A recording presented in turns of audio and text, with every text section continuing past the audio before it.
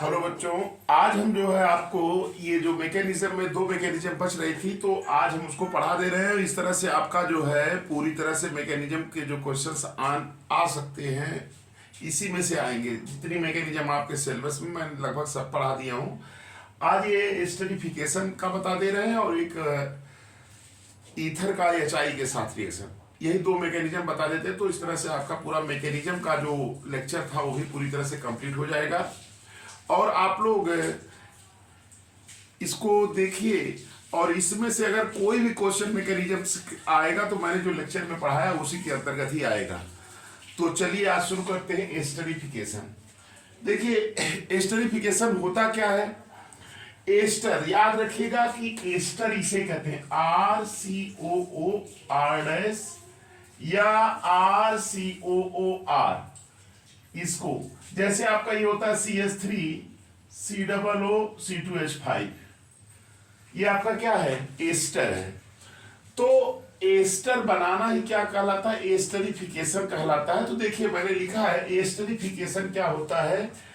When carboxylic acid, carboxylic acid का मतलब RCOOH, ये कार्बोक्सिलिक एसिड है। When carboxylic acid reacts with alcohol, याद रखिएगा एल्कोहल का मतलब आप हमने ले लिया अलग R-OH, ये एल्कोहल है। R-OH ले सकते हैं, ROH ले सकते हैं। When carboxylic acid reacts with alcohol in the presence of mineral acids such as H2SO4 concentrated या HCl, इनके प्रेजेंस में अगर रिएक्शन कराते हैं तो एस्टर इज फॉर्म। याद रखिएगा क्या बनेगा, एस्टर। एस्टर का फार्मूला क्या होता है, RCOOR। Ester is form. This reaction is called esterification. इस रिएक्शन को क्या कहते हैं, एस्टरिफिकेशन कहते हैं। तो ये आपका एस्टरिफिकेशन हो गया। जैसे देखिए कार्बोक्सिलिक एसिड है, ये क्या है आपका, कार्बोक्सिलिक एसिड। ये कार्बोक्सिलिक एसिड है, ये क्या है, एल्कोहल। ये क्या है, एल्कोहल। कार्बोक्सिलिक एसिड है, एल्कोहल से रिएक्शन कराएं, यहां से HOH H2O निकल जाएगा और आपका क्या बन जाएगा, एस्टर बन जाएगा। क्या बन जाएगा, एस्टर। इसी रिएक्शन को क्या कहते हैं, एस्टरिफिकेशन कहते हैं। अब इसकी मैकेनिज्म देखिए, मैकेनिज्म कैसे होती है। देखिए ये कार्बोक्सिलिक एसिड है, क्या है, कार्बोक्सिलिक एसिड। ये कार्बोक्सिलिक एसिड है, यहां पे देखिए प्रोटॉन H+, ये प्रोटॉन है, या किसके साथ अटैच होगा, तो ये बन गया प्रोटोनेटेड कार्बोक्सिलिक एसिड। ये है प्रोटॉन जुड़ गया। अब देखिए क्या होता है, यहां से इस इलेक्ट्रॉन को अगर इधर शिफ्ट कराते हैं, देख रहे हैं ना यहां इसकी तरफ, तो यहां से पॉजिटिव चार्ज खत्म हो जाएगा ऑक्सीजन का। इस कार्बन के ऊपर इलेक्ट्रॉन की कमी होगी तो यहाँ क्या आएगा, पॉजिटिव चार्ज। चूंकि ROH ये आपका क्या है, एल्कोहल। याद रखिएगा कि एल्कोहल है, यहाँ वो जो है आपका ये इलेक्ट्रॉन डेंसिटी ज्यादा है और यहाँ पे कम है, तो ये इसके साथ बॉन्ड बना लेगा। तो ये बन जाता है क्या, टेट्राहेड्रल इंटरमीडिएट इसको कहा जाता है। इसमें होता क्या है कि प्रोटॉन का ट्रांसफर हो जाता है। देखिए प्रोटॉन का यहाँ से देखिए इधर होगा तो यहाँ लोन पेयर आ जाएगा इसके पास, ये आपके दो लोन पेयर हो जाएंगे इस पे, और ये प्रोटॉन इधर अटैच हो जाएगा, ये अटैच हो गया है कि नहीं। तो ये आपका बन गया। अब यहां से वाटर मॉलिक्यूल रिलीज होगा। देखिए ये वाटर आपका ये ऐसे इस पे जाएगा तो H2O बाहर हो जाएगा, HOH या इसी को कहते हैं H2O। वाटर रिलीज हो जाएगा और ये देखिए लोन पेयर इधर शिफ्ट करें तो यहाँ डबल बॉन्ड आ जाएगा। तो डबल बॉन्ड बन गया, इसको कहते हैं प्रोटोनेटेड एस्टर। क्या बन गया, प्रोटोनेटेड एस्टर बन गया। और ये प्रोटोनेटेड एस्टर जब लॉस ऑफ प्रोटॉन करता है, यहाँ पे लॉस प्रोटॉन का लॉस हो जाएगा। प्रोटॉन ये जैसे ऑक्सीजन ज्यादा इलेक्ट्रोनिगेटिव है, यहाँ से इलेक्ट्रॉन शिफ्ट होगा तो इसके ऊपर लोन पेयर आ जाएंगे, आपका क्या होगा, H+ निकलेगा। वही H+ हमने निकाल दिया, क्या निकल गया, आपका प्रोटॉन निकल गया और ये आपका क्या बन गया, एस्टर बन गया। तो ये पूरी मैकेनिज्म है आपकी एस्टरिफिकेशन की। देखिए ये रिएक्शन है ईथर का HI के साथ रिएक्शन, ये भी आया हुआ है बोर्ड में, ये भी इंपॉर्टेंट आ सकता है। तो इस रिएक्शन को भी देखिए कंप्लीट करने के लिए पूछेगा। तो आपका ये ईथर है और इसका रिएक्शन कराएंगे तो मिथेनॉल बनेगा और आपका ये हैलाइड्स बन रहा है, टर्शियरी हैलाइड्स। तो अब जैसे इसका मैकेनिज्म पूछेगा तो आप जानते रहिएगा कि इसकी मैकेनिज्म फॉलोज करती है SN1 मैकेनिज्म। कौन सी मैकेनिज्म फॉलो करती है? SN1 मैकेनिज्म 2 स्टेप में होती है। देखिए यहाँ पे HI लिया गया है ना, यहाँ पे HI लिया गया है, ये H क्या होता है प्लस, ये क्या होता है माइनस, है ना। तो जो प्रोटॉन है वो पहले ईथर मॉलिक्यूल से कंबाइन होगा, देख रहे हैं जुड़ रहा है आपका, ये ईथर है, इसके साथ प्रोटॉन अटैच है। अब यहां से देखिए ये आपका इधर इलेक्ट्रॉन शिफ्ट होगा तो आपका CH3OH अलग हो जाएगा और ये आपका जो है कार्बोकैटायन बन जाएगा। ये टर्शियरी कार्बोकैटायन है और इसकी स्टेबिलिटी ज्यादा होती है।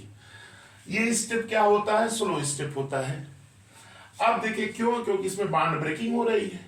अब देखिए स्टेप 2 में क्या होता है, ये जो कार्बोकैटायन बना हुआ है इस स्टेप फर्स्ट का, उस पर ये I- था ना आयोडाइड, ये I- इसके साथ आके कंबाइन करता है और आपका ये कंपाउंड बन जाता है, ये आपका प्रोडक्ट बन जाता है। ये रिएक्शन हमेशा क्या होता है? फास्ट। ये स्टेप में क्या है? 2 स्टेप में हो रहा है और ये आपका कार्बोकैटायन बन रहा है, तो आपका ये SN1 फॉलो कर रहा है ये रिएक्शन। तो इसको भी देख लीजिएगा, ये रिएक्शन पूछा जा सकता है। ये कभी कभी ये दे करके इसका प्रोडक्ट पूछा है, बहुत इंपॉर्टेंट रिएक्शन है इसकी मैकेनिज्म, तो ये आप नोट कर लीजिएगा।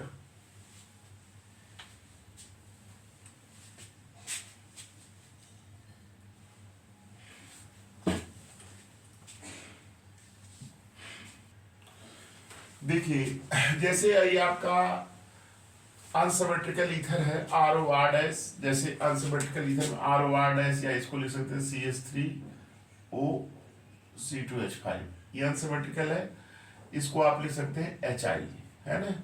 तो इससे रिएक्शन कराते हैं तो आपका ये क्या बन जाएगा? एक आपका हेलोइल्किन बनेगा और एक आपका क्या बनेगा? एल्कोहल्स। तो इसमें जो रिएक्टिविटी ऑफ हैलोजन एसिड होता है उसका ऑर्डर यही होता है कि HI सबसे ज्यादा रिएक्टिव, HBr/HCl ये होता है, याद रखिएगा। इसकी मैकेनिज्म, जैसे ये रिएक्शन इस तरह का रिएक्शन है, उसकी मैकेनिज्म फॉलोइंग टाइप से होती है। देखिए होता क्या है, ये आपका अनसिमेट्रिकल ईथर या मिक्स्ड ईथर है, CH3O(C2H5) यही वाला लिए हैं। ये पहले जो HI है, HI में इसका प्रोटॉन इसके साथ कंबाइन होता है, बनाता है क्या? ऑक्सोनियम आयन और I- आयोडाइड आयन, ये बन जाता है। अब होता क्या है कि स्टेप 2 में देखिए I- is a good nucleophile, due to steric hindrance it attack the smaller alkyl group. इस स्टेरिक हिंड्रेंस की वजह से ये I- जो है ये स्मॉलर एल्किल ग्रुप पे अटैक करता है। तो देखिए I है, यही ऑक्सोनियम आयन है, SN2 मैकेनिज्म्स होती है, SN2 फॉलो करता है SN2 मैकेनिज्म से। तो ये I इसके साथ जुड़ेगा, ये देखिए आपका बनाएगा ट्रांजिशन स्टेट, TS का मतलब ट्रांजिशन स्टेट बनता है। और ये ट्रांजिशन स्टेट में फिर देखिए आपका ये CH3I अलग हो जाता है और आपका ये बन जाता है इथेनॉल, है ना। ये आपका है मैकेनिज्म, SN2 से होता है ये रिएक्शन। अब देखिए याद रखिए, अगर HI एक्सेस में लिया जाए, इसमें HI जो है एक्सेस में ले लिया जाए, देखिए ना, when HI is used in excess, अगर ज्यादा में लिया जाता है तो फिर क्या होता है, ये HI आपका प्लस है, माने प्रोटॉन ये इसके साथ जुड़ जाएगा, आपका ये बन जाएगा, और प्रोटोनेटेड अल्कोहल है, और फिर आपका I- रहेगा। फिर यहां से देखिए ये निकल जाएगा H2O बाहर, और ये CH3CH2 इसके साथ मिलकर के आपका एथिल आयोडाइड बना लेगा। तो ये था मैकेनिज्म। अनसिमेट्रिकल अगर ईथर है तो उसके केस में आपका यहाँ देखिए ऐसे होता है, इसमें मैंने लिया था। तो ये ईथर पर जो HI की मैकेनिज्म है या हैलोजन एसिड है, इसकी मैकेनिज्म दोनों तरह से होती है, SN1 और SN2 दोनों तरह से होती है, उसको मैंने एग्जांपल से करा दिया। ये आपका मैकेनिज्म का लास्ट टॉपिक था। तो हमने पूरी तरह से आपको जो मैकेनिज्म आपके सिलेबस में है इसी में से आपके एग्जाम में आएगा, तो आप इसको कायदे से ध्यान से देखिए और आप लोग को समझ में तो जरूर आएगा। और आप लोगों से रिक्वेस्ट है, आप अपने फ्रेंड के साथ इसको शेयर करिए, मेरे लेक्चर को जो ये मैकेनिज्म है इसको भी शेयर करिए, और आप लोग लाइक भी करिए, सब्सक्राइब भी करिए। थैंक्स।